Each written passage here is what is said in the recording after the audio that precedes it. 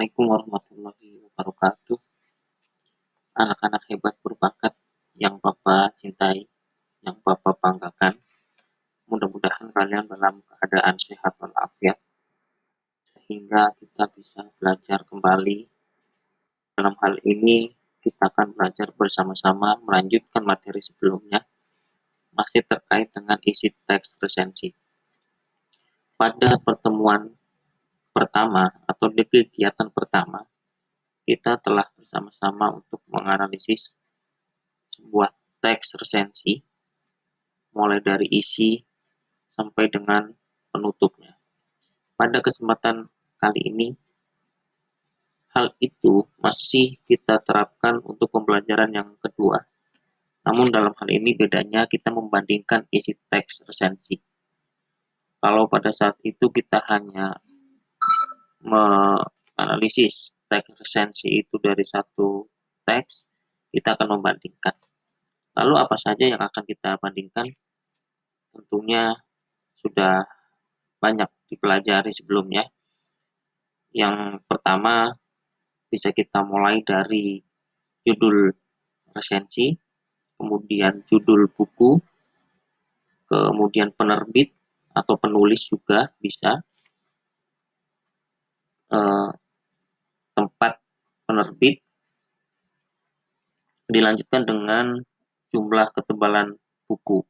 Itu bisa menjadi sebuah isi dari resensi. Selanjutnya, setelah isi dari resensi itu, kita lanjutkan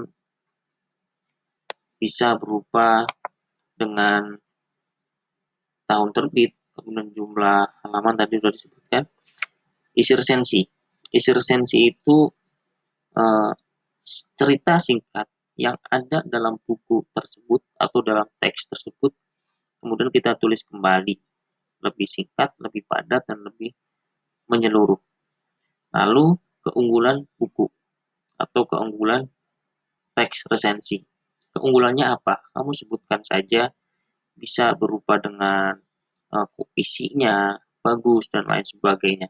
Kekurangan buku atau kekurangan teks resensi bisa berupa juga gambar atau animasinya kurang mengena atau kurang bervariasi dan lain sebagainya. Kemudian yang terakhir adalah penutup.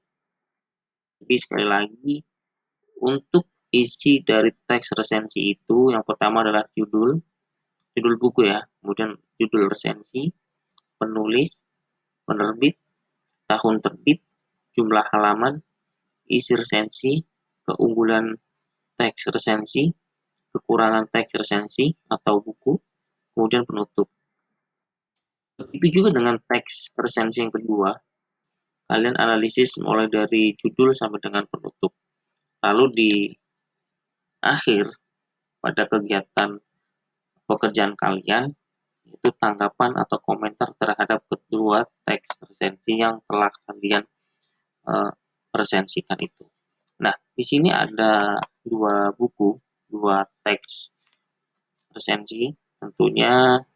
Nah, ini judul bukunya udah jelas ya, agar menulis mengarang bisa gampang.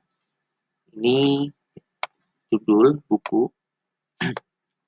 dan ini pengarang, kemudian ini penerbit, tahun terbit, halaman.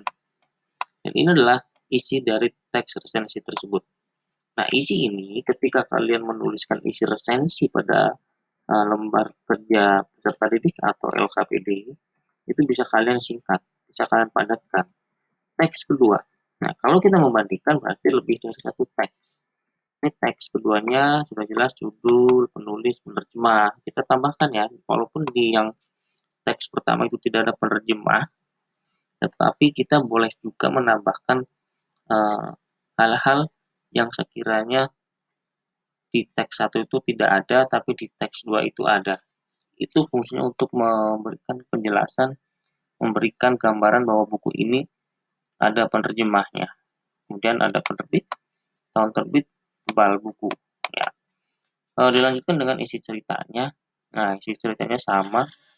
Ketika kalian mengerjakan sebuah teks ini masuk ke dalam isi resensi, ya berarti kamu harus singkat saja ceritanya.